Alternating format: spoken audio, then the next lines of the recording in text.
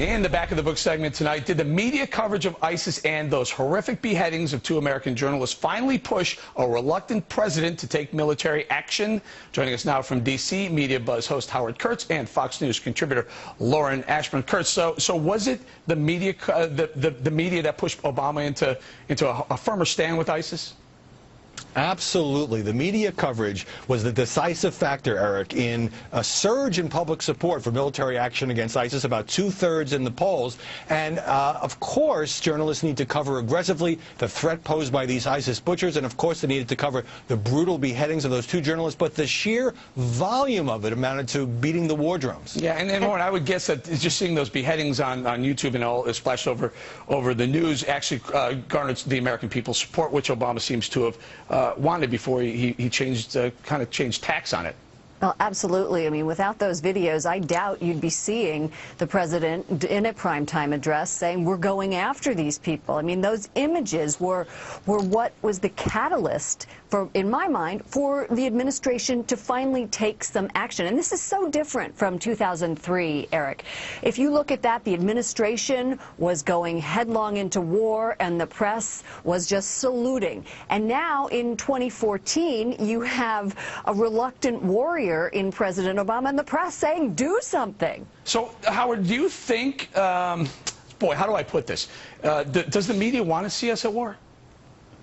I think that's a really unfair charge. This came up on our program. I know Lauren has a different view, but I think it is almost accusing journalists of being unpatriotic to say that they are pushing and promoting war because it's in their financial self-interest and people like to watch war. It almost makes it sound like they care more about themselves than they do about their country, and I don't buy that. I'm not saying, Howie, I'm not saying that producers like Ron Mitchell are sitting back there saying, okay, we really want this war to happen so that our ratings are going to be high. However, I do think that there is an innate sensibility that says if you have gripping pictures like the ones of an executioner standing over an American journalist, you have that, you know that people are going to tune in to the television or click on the internet page, and that translates into advertising dollars. And yes, there is, go ahead. But here's what you're forgetting. In 2003, maybe, shock and awe. Yeah, that's a great story. Everybody gathers around the television set and watches. I guess today they watch it on their iPhones. But in 2005 and 2006 and 2007, when the Iraq War turned into a slog, the ratings went down. The network started covering it less because it was a depressing story. So we need to look here at the risks of war. In 1991, General Schwarzkopf was in his fatigues on television every night showing us those guided missiles. And do you know, ratings were through the roof. Yes, we need to educate people. At the beginning of the war. Can I throw something out at you, too? Okay. Now, I think what ISIS has figured out is that they realize that the media now, they have their own media division, ISIS, and they're putting out these really highly produced videos. They realize that that's a recruiting tool. Are we in the media complicit in helping ISIS recruit by, I don't know, airing some of these videos? I feel so strongly about this. Go ahead, Lauren. No, that's all right.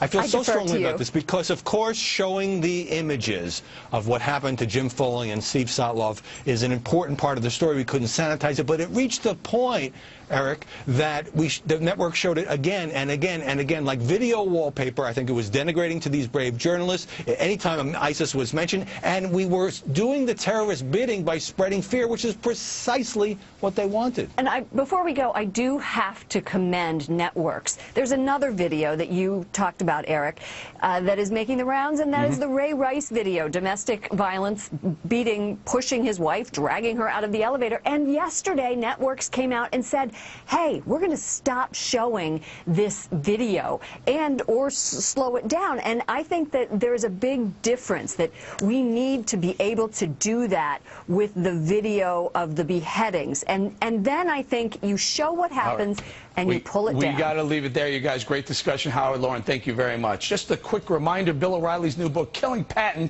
will be out on Tuesday, September 23rd. You can order Killing Patton on BillO'Reilly.com, Barnes & Noble, Amazon, Books A Million, and if you become a premium member of BillO'Reilly.com, you get Killing Patton free and first.